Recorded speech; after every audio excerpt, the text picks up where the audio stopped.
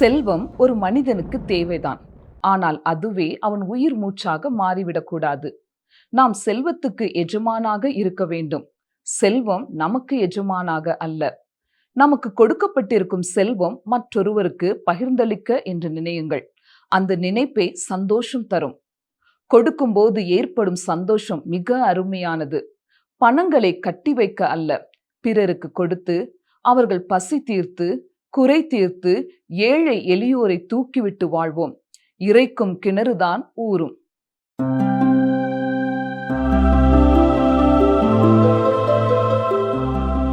கர்த்தருடைய பரிசுத்த நாமத்திற்கு மகிமை உண்டாவதாக. இந்த நாட்களிலே நாம் யாக்கோபு எழுதின பொதுவான நிருபத்தை கற்றுக்கொண்டு இருக்கிறோம். இன்று யாக்கோபு 5ஆம் அதிகாரம் முதல் 6 வசனங்களை கற்றுக்கொள்ளப் போகிறோம். இந்த 5ஆம் அதிகாரத்திலே செல்வம் எப்படி ஒரு பொறுப்பு, இயேசு கிறிஸ்துவின் வருகை எப்படி ஒரு ஆறுதல், நீதிமானுடைய ஜெபம் எப்படி ஒரு சக்தி என்பதை பார்க்க போகிறோம். இப்பொழுது யாக்கோபு நிருபத்தின் ஒரு முக்கியமான பகுதிக்கு நாம் வருகிறோம். ஆனால் இந்த பகுதி இந்த இடத்துல ஏன் இருக்கிறது என்று ஒருவேளை நம் உள்ளங்களிலே கேள்வி எழும்பலாம். 5ஆம் அதிகாரத்திலே முதல் 6 வசனங்களை வாசிக்கும் பொழுது யாக்கோபு கம்யூனிஸ்ட் கொள்கையை வலியுறுத்துகிறாரோ என்று நமக்கு நினைக்க தோன்றுகிறது. ஆனால் இந்த வேத பகுதியை மிகவும் கவனமாக நாம் வாசித்து பார்ப்போம் என்றால் அப்படிப்பட்ட எதையும் அவர் சொல்லவில்லை என்பதை நாம் புரிந்து கொள்ளலாம். அநீதி நிறைந்த இந்த உலகத்திலே விடுதலை ஒன்றே மக்களின் கனவாக இருந்த காலத்தில் விசுவாசியாக ஒருவருடைய மனப்பக்குவமும் செயல்களும் உலகத்திலே எப்படி இருக்க வேண்டும் என்பதைத்தான் யாக்கோபு எடுத்துச் சொல்கிறார். யாக்கோபின் காலத்தில் இருந்த ரோம சாம்ராஜ்ய உலகம் இப்பொழுது நம்முடைய காலம் போல அல்ல.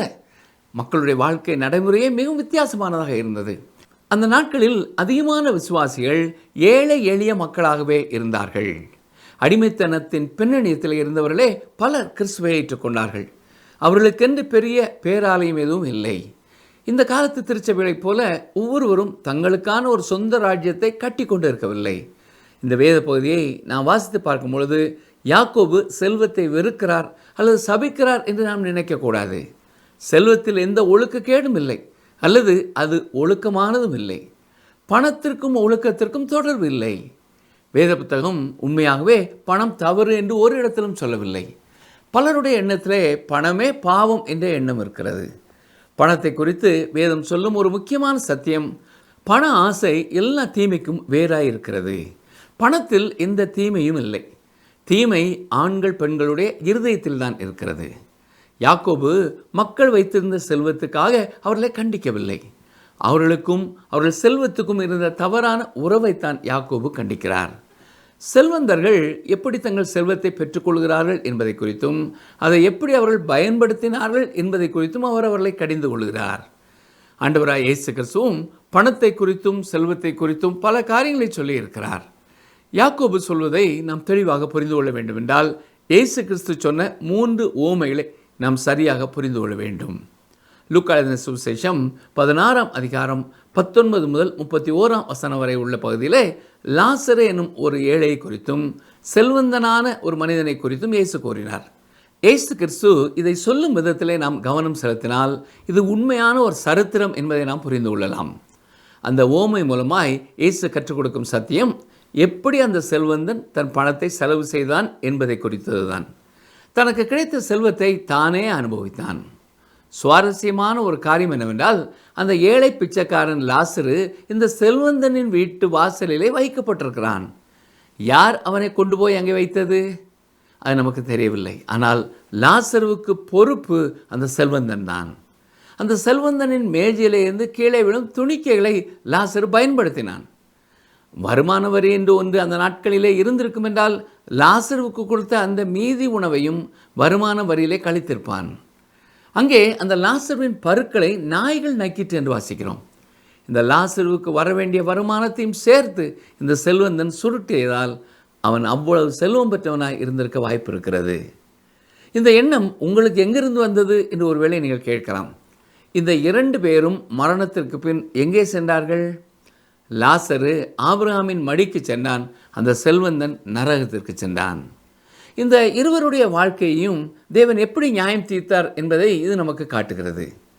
லூக்கா எழுதின சுவிசேஷம் 12ஆம் அதிகாரத்தில் செல்வந்தனான ஒரு மனிதனை குறித்து இயேசு கூறிய 2வது உவமையை நாம் பார்க்கிறோம்.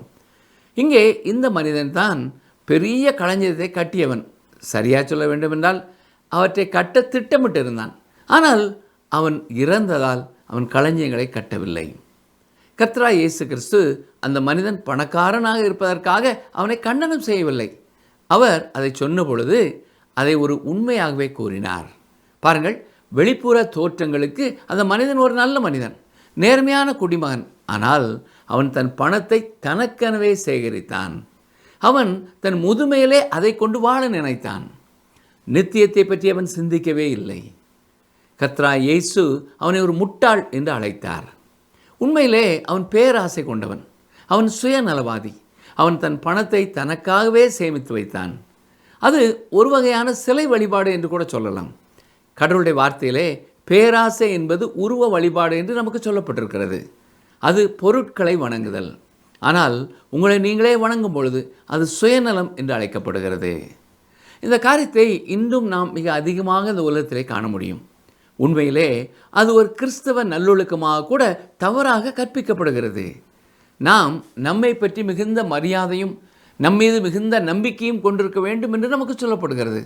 ஆனால் கர்த்தராகிய இயேசு என்னாலே அல்லாமல் உங்களால் ஒன்றும் செய்யக்கூடாது என்று தான் சொல்லியிருக்கிறார். பணத்தை குறித்து இயேசு கிறிஸ்து கூறிய 3வது உதாரணத்திலே ஒரு அநீதியான உக்கிரானக்காரன் செய்ததைப் போல விசுவாசிகளாகிய நாம் கவனமாக செல்வத்தை செலவு செய்ய வேண்டும் என்று கற்றுக் கொடுத்தார். ஒரு மனிதன் எப்படி செல்வத்தை சேர்க்கிறான் என்பதை குறித்து தேவன் கணக்கு கேட்பது மட்டுமல்ல, அவன் எப்படி அதை செலவு செய்கிறான் என்பதை குறித்தும் அவர் கணக்கு கேட்கிறவராயிருக்கிறார். யாக்கோபு எழுதின நிருபத்தின் இந்த குறிப்பிட்ட பகுதியை நாம் கற்றுக்கொள்ளும் முன் நாம் கேட்க வேண்டிய மற்றும் ஒரு கேள்வி, இங்கே யாக்கோபு கடிந்து கொள்ளும் செல்வந்தர்கள் விசுவாசிகளா அல்லது இயேசுவை அறியாதவர்களா? கடவுளுக்கு பயப்படும் பயமுள்ள செல்வந்தர்களா அல்லது தங்கள் வாழ்க்கையிலே கடவுளை அறியாத செல்வந்தர்களா என்பதை குறித்து வேத பண்டிதர்களிடையும் கருத்து வேறுபாடுகள் இருக்கின்றன. என்னுடைய கருத்துப்படி யாக்கோபு தேவனற்ற செல்வந்தர்களை குறித்து தான் சொல்கிறார். ஜான் கால்வினும் இதே கருத்துடையவராகவே இருந்தார்.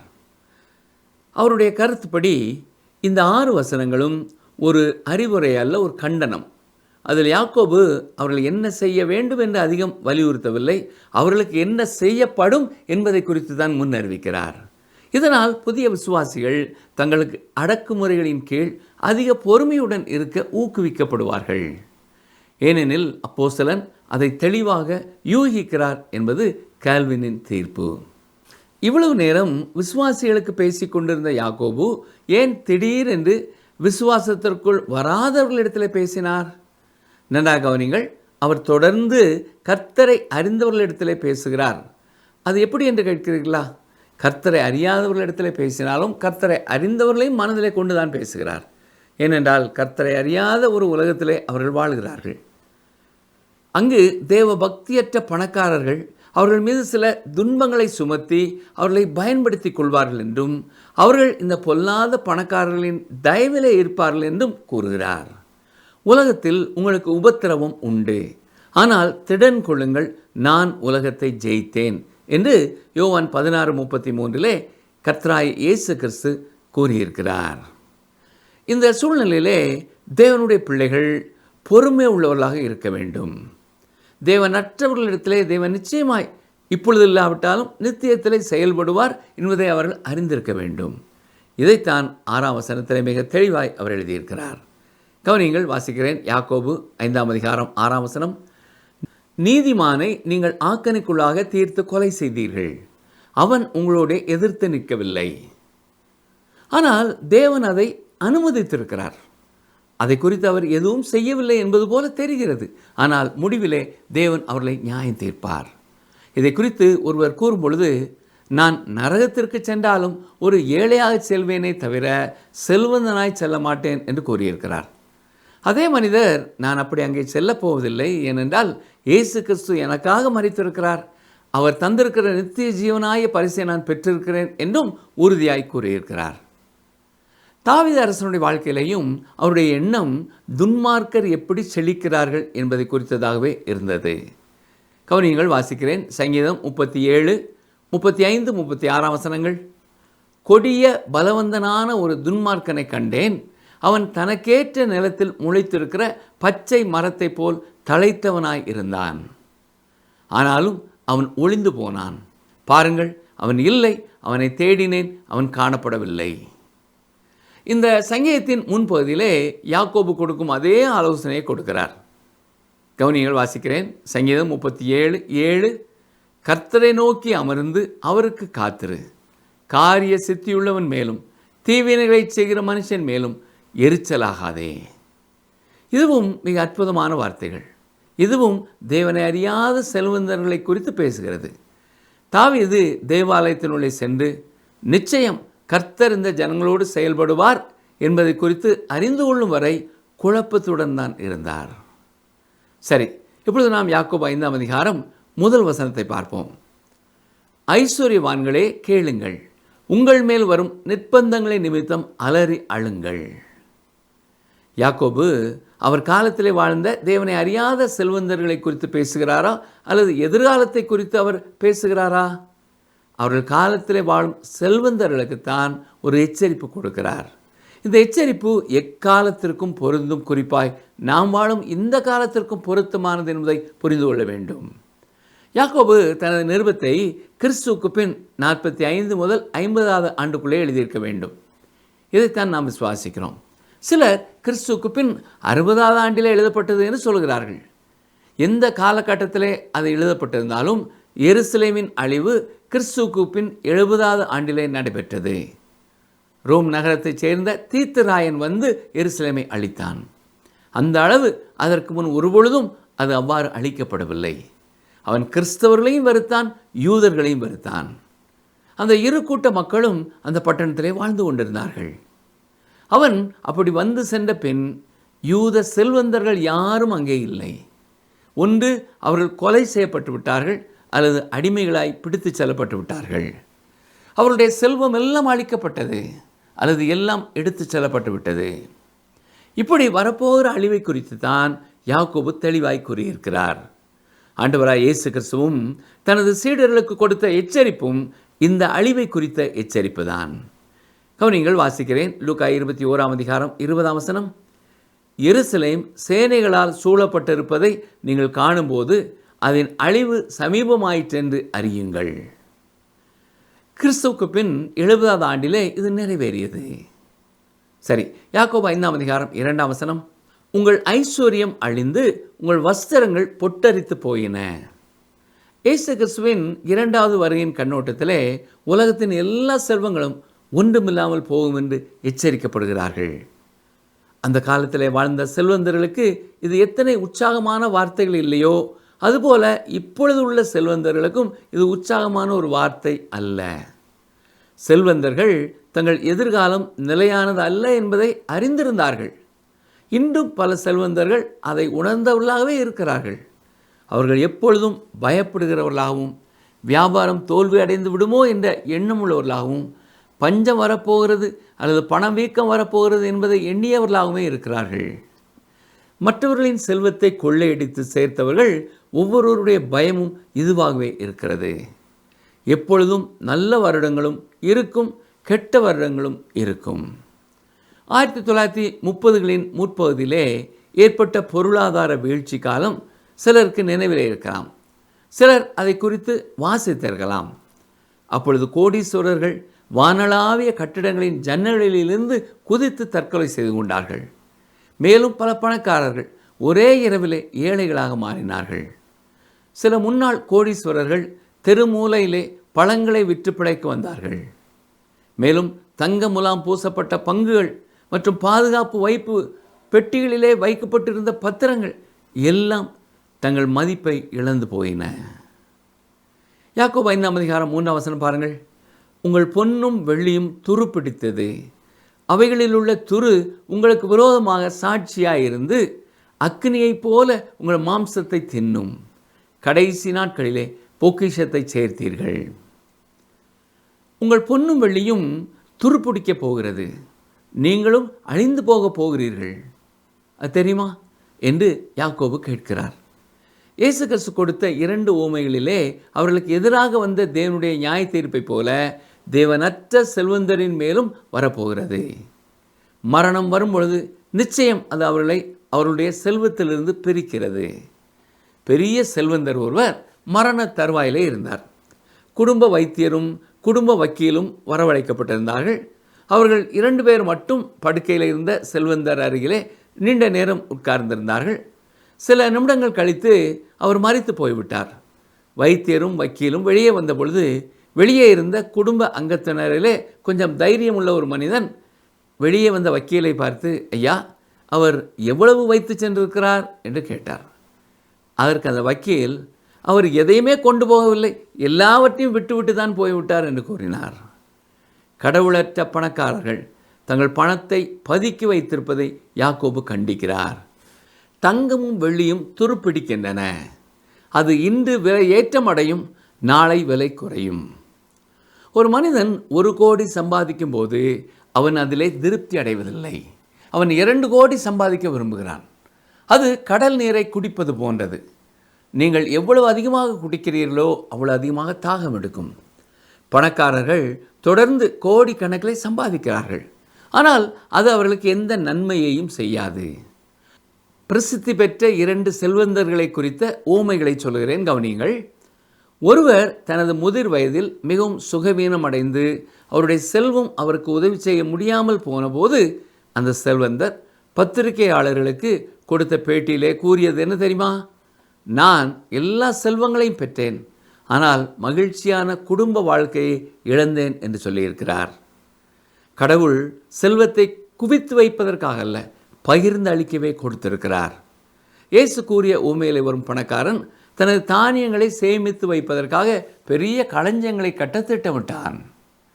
பிரியமானவர்களே, நீங்கள் ஒரு குறிப்பிட்ட அளவு தான் சாப்பிட முடியும், குறிப்பிட்ட அளவு தான் குடிக்க முடியும். ஒரு நேரத்தில் ஒரு உடையை மட்டுமே அணிய முடியும். முதல் கோடி பணத்திற்கு பிறகு நீங்கள் பல கோடிகள் சேகரிக்க தொடங்கும் பொழுது அவை ஒரு கற்குவியலை போலத்தான் இருக்கும். அவற்றை நீங்கள் சாப்பிட முடியாது. அப்பொழுது உங்களால் எதுவும் செய்ய முடியாது. அதனால்தான் நம் ஆண்டவர் அந்த மனிதனை முட்டாள் என்று அழைத்தார். சொந்த களஞ்சியத்தை நிரப்புவதற்கு பதிலாக அவன் சென்று மற்றவர்களின் களஞ்சியத்தை நிரப்பியிருக்க வேண்டும். ஒரு முறை ஒரு விவசாயி மிக அதிகமாக விளைந்த தக்காளி பழங்களை பின்வரும் நாட்களிலே விற்க பதுக்கி வைக்க முயற்சி எடுத்தான். ஆனால் கடைசியில் அவ்வளவும் அழுகி வீணாய் போய்விட்டது. அதை ஏற்கனவே விற்றிருப்பான் என்றால் விலை குறைத்து கொடுத்திருந்தாலும் பல குடும்பங்களுக்கு அது போய் சேர்ந்திருக்கும். ஒரு மத சார்பற்ற ஒரு விவசாயி தான் ஒரு அஞ்ஞானவாதி என்பதிலே பெருமை கொண்டான். அவன் ஒரு உள்ளூர் செய்தியாளுக்கு கடிதம் எழுதினார். ஐயா, நான் என்னுடைய ஒரு வயலிலே ஒரு பரிசோதனையை முயற்சித்து வருகிறேன். ஞாயிற்றுக்கிழமை உழுதேன், ஞாயிற்றுக்கிழமை நட்டேன், ஞாயிற்றுக்கிழமை பயிரிட்டேன், ஞாயிற்றுக்கிழமை அறுவடை செய்தேன். ஞாயிற்றுக்கிழமை என் களஞ்சியத்திற்கு அதை இழுத்து கொண்டு சேர்த்தேன். இப்பொழுது திரு ஆசிரியரே, விளைவு என்ன? இந்த அக்டோபரில் என் அண்டை வீட்டாரில் யாரும் அனுபவித்ததை விட அந்த வயலில் 1 ஏக்கருக்கு அதிகமான மகசூல் எனக்கு கிடைத்திருக்கிறது என்று எழுதியிருந்தான். அந்த பத்திரிகை ஆசிரியர் ஒரு மதவாதி அல்ல. ஆனால் அவர் அந்த கடிதத்தை வெளியிட்டு அதற்கு கீழே கடவுள் எப்பொழுதும் அக்டோபரில் தனது கணக்குகளை தீர்ப்பதில்லை என்று எழுதி அதை வெளியிட்டு விட்டார். ஆம் அன்பானவர்களே, கடவுளுக்கு முன்னால் நித்திய காலம் இருக்கிறது. சரி, அடுத்த வசனம் பாருங்கள். யாக்கோபு 5:4. இதோ உங்கள் வயல்களை அறுத்த வேலைக்காரருடைய கூலி உங்களால் அநியாயமாய் பிடிக்கப்பட்டு கூக்குரல் இடுகிறது. அறுத்தவர்களுடைய கூக்குரல் சேனைகளுடைய கர்த்தரின் செவிகளில் பட்டது. செல்வந்தர்கள் தங்கள் பணத்தை சேர்த்து வைத்ததை குறித்து மட்டும் யாக்கோபு அவர்களை கடிந்து கொள்ளவில்லை, அதை தகாத விதமாய் சேகரித்தார்கள் என்பதையும் குறிப்பிட்டிருக்கிறார். ஏழைகளை கொள்ளையிட்டு அவர்கள் செல்வந்தர்களானார்கள். இயேசு கூறிய உமையிலே அந்த செல்வந்தன் லாசருவுக்காக கொஞ்சம் மேஜையிலிருந்து சிந்த விட்டான். இந்த பணக்காரன் லாசருவை பொறுப்பெடுப்பான் என்பதனால்தான் அவன் வீட்டின் அருகே அவன் வைக்கப்பட்டிருந்தான். ஆனால் அவனுடைய நிலையை உயர்த்த இந்த பணக்காரன் எந்த முயற்சியையும் எடுக்கவில்லை. பிரியமானவர்களே, நீங்கள் ஒருவேளை செல்வந்தராக இருக்கலாம். உங்கள் வீட்டின் அருகிலே தேவை உள்ள குடும்பங்களின் வாழ்வாதாரத்தை உயர்த்த நீங்கள் என்ன செய்திருக்கிறீர்கள்? அருமையான விசுவாசியே, உங்கள் திருச்சபையிலே கடைநிலையில் இருக்கும் குடும்பங்களின் வாழ்க்கை தரத்தை உயர்த்த நீங்கள் என்ன முயற்சி எடுத்திருக்கிறீர்கள்? திருச்சபையில் செய்யப்படும் வீண் செலவுகள் நிறுத்தப்பட்டு திருச்சபையில் கடைநிலையில் இருக்கும் குடும்பங்களின் வாழ்க்கை தரத்தை உயர்த்த பொறுப்பானவருடைய இருதயத்தை கர்த்தர் மாற்றும்படி ஜெபியுங்கள். நீங்கள் கர்த்தருக்காக கொடுப்பது வீண் செலவு செய்யப்படும் என்றால் அதை குறித்து நீங்கள் சிந்திக்க வேண்டும். நீதிமொழிகள் 22 அதிகாரம் 7 பாருங்கள். ஐஸ்வர்யவான் தரித்திரனை ஆளுகிறான், கடன் வாங்கினவன் கடன் கொடுத்தவனுக்கு அடிமை. தேவனை அறியாத ஒரு செல்வந்தன் ஏழை எளிய மக்களுக்கு கொடுக்க வேண்டிய சரியான ஊதியத்தை கொடுக்காமல் இருக்கும் பொழுது, குறிப்பாய் இந்த ஏழைகள் கர்த்தருடைய பிள்ளைகளாக இருப்பார்கள் என்றால் தேவன் நிச்சயம் அந்த செல்வந்தர்களை நியாயம் தீர்ப்பார்.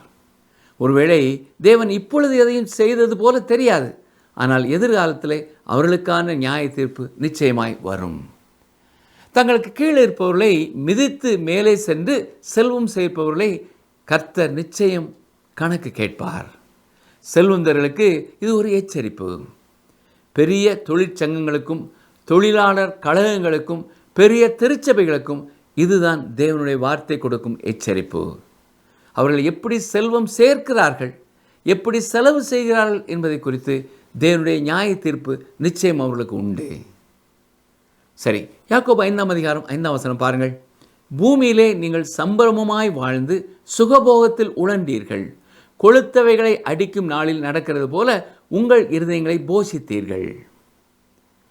செல்வந்தர்கள் தங்கள் பணத்தை பாவமான வழியிலே செலவு செய்கிறார்கள். மற்றவர்களுக்கு எதையும் கொடுக்க விரும்பாத ஒரு கஞ்சன் செல்வத்தை சேர்த்து வைப்பேன் என்கிறான். வீணாய் செலவு செய்கிற ஒரு செல்வந்தன் ஊதாரித்தனமாய் அதை செலவு செய்கிறான். நீதிமொழிகள் 18:11 என்ன சொல்லுகிறது? ஐஸ்வர்யவானுடைய பொருள் அவனுக்கு அரணான பட்டணம், அது அவன் எண்ணத்தில் உயர்ந்த மதில் போல் இருக்கும். மற்றொரு நீதிமொழியை வாசிக்கிறேன். நீதிமொழிகள் 28:11. ஐஸ்வர்யவான் தன் பார்வைக்கு ஞானவான், புத்தியுள்ள தரித்திரனோ அவனை பரிசோதிக்கிறான். இயேசு கூறிய ஊமைகளின்படி இந்த 2 நீதிமொழிகளும் 2 செல்வந்தர்களை குறித்து விவரிக்கிறது. 2 பேரும் செல்வ செழிப்பிலே வாழ்ந்து முடிக்க விரும்புகிறார்கள்.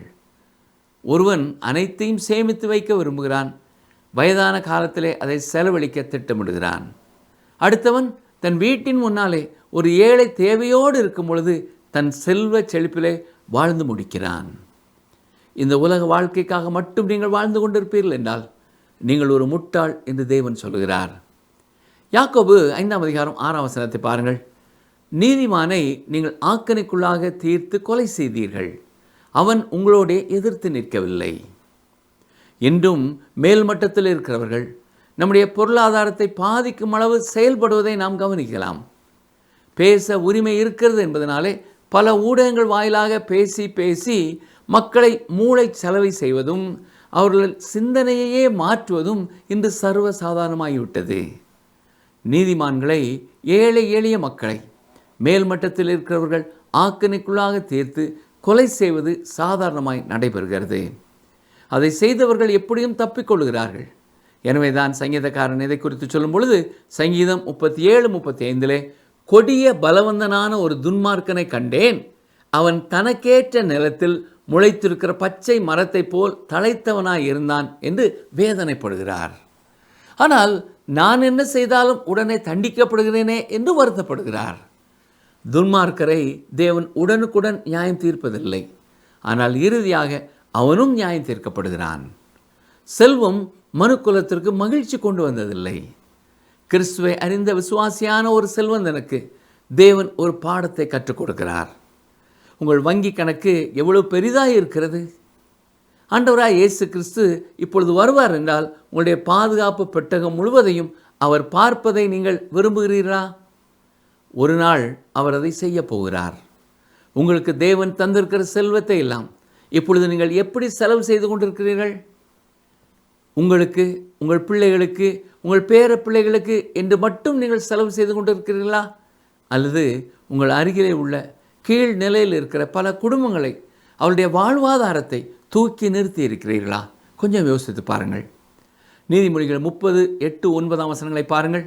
மாயையும் பொய் வசனிப்பையும் எனக்கு தூரப்படுத்தும், தரித்திரத்தையும் ஐஸ்வர்யத்தையும் எனக்கு கொடாதிருப்பீராக.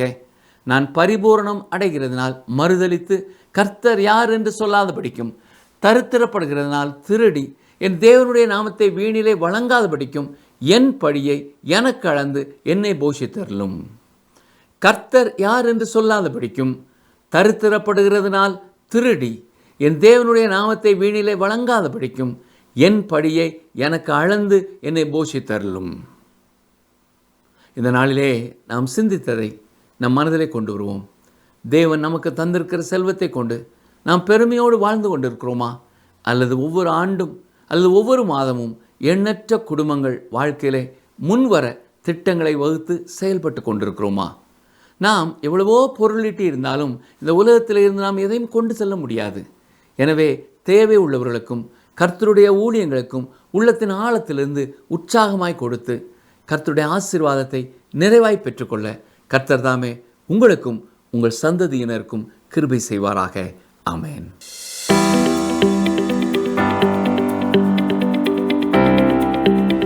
தனக்கேற்ற நிலத்தில் முளைத்திருக்கிற பச்சை மரத்தைப் போல் தழைத்தவனாய் இருந்தவன் யார்? தனக்கேற்ற நிலத்தில் முளைத்திருக்கிற பச்சை மரத்தைப் போல் தழைத்தவனாய் இருந்தவன் யார்? ஆப்ஷன் ஏ நீதிமான், ஆப்ஷன் பி ஆண்டவருடைய பிள்ளைகள், ஆப்ஷன் சி கொடிய பலவந்தனான துன்மார்க்கன். இன்றைய கேள்விக்கான சரியான பதிலை 9962032803 என்ற எண்ணிற்கு வாட்ஸ்அப் மூலம் அனுப்புங்கள். இன்றைய நாளிலே செல்வம், செல்வந்தர்கள், அது ஒரு மனிதனின் வாழ்வில் செய்யும் காரியங்கள் குறித்து பார்த்தோம்.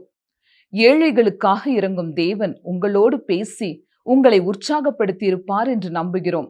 நமக்கு கொடுக்கப்படும் செல்வம் நம்மை சோதிக்கும் ஒரு பரீட்சைத்தாள். அதில் வெற்றி பெறுவது நம் கையில், இருதயத்தில் தான் உள்ளது. வாரி இறைத்தும் விருத்தி அடைவாரும் உண்டு. இந்த நிகழ்ச்சி உங்களுக்கு பிடிச்சிருக்கா? அப்ப இப்பவே மிஸ்டர் கால் கொடுங்க. பரிசு வெல்றது நீங்களாவும் இருக்கலாம்.